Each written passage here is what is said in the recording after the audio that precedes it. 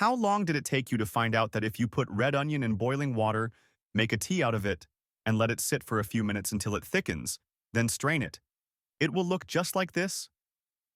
Now add 1 tablespoon of olive oil, mix well, and add a full tablespoon of honey.